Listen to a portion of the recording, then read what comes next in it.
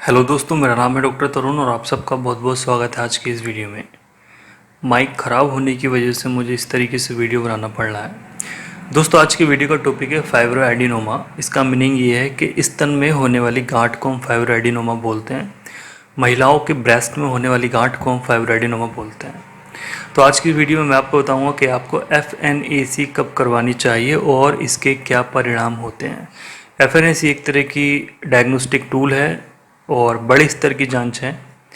Fine needle aspiration cytology, इसमें simply हम देखते हैं कि जो फाइब्रोएडिनोमा है उसके अंदर कैंसरस सेल तो नहीं जनरेट हो रही है। नहीं दोस्तों, FNAC होती है कि हम शरीर के किसी भी हिस्से का पार्ट लेके हम उसको देख सकते हैं कि कहीं उसकी सेल्स कार्सिनोजेनेसिस तो नहीं है, कैंसर की तो नहीं है और मलिग्नेंट तो नहीं है। सिंपली ब्रेस्ट में अगर आपकी गांठ हो गई है और आप उसका अल्ट्रासाउंड करवाने गए हैं और वहाँ पे आपका फाइब्रोएडिनोमा आया है, तो डॉक्टर ने नीचे भी सजेस्ट किया है, इंप्रेशन में सजेस्ट किया है कि आपको अपनी FNAC करवानी चाहिए। ठीक है, मतलब आपको फाइन नीडल एस्पिरेशन साइटोलॉजी करवानी चाहिए कि कहीं आपकी ब्रेस्ट में ट्यूमर तो नहीं बनना है। ठीक है, कैंसरस ट्यूमर तो नहीं बनना है। तो इसमें अब दोस्तों दो चीज़ें होती हैं।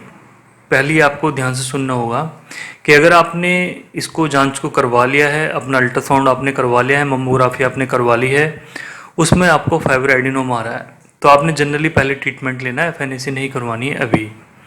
आपने सिंपली ट्रीटमेंट लेना है। आप होम्योपैथी लीजिए, आयुर्वेदिक लीजिए या फिर अंग्रेजी ट्रीटमेंट आप लीजिए और वेट कीजिए लगभग 1 महीने का, और आप देखिए कि जो आपकी जो ग्रोथ हो रही है वो कैसी चल रही है। उसका साइज कम हुआ, उसकी हार्डनेस जो होती है थोड़ी सॉफ्ट हुई या फिर नहीं हुई।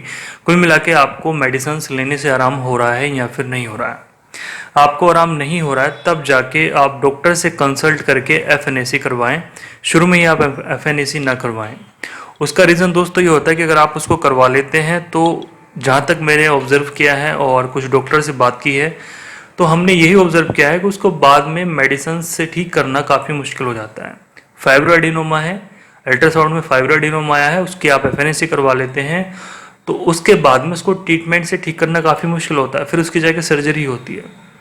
उसका रीज़न ये होता है कि धीरे धीरे करके उसकी ग्रोथ होनी शुरू हो जाती है। सपोज कीजिए कि आपको लगभग पिछले 6 महीने से आपको गांठ है, उसका साइज रुका हुआ है, बट डॉक्टर ने आपको सजेस्ट कर दिया कि आपको जाके FNAC करवानी है, और आपने जिस दिन से FNAC करवाई है उसमें कंटिन्यू पेन स्टार्ट हो गया है और धीरे धीरे करके उसका साइज बढ़ना शुरू हुआ है।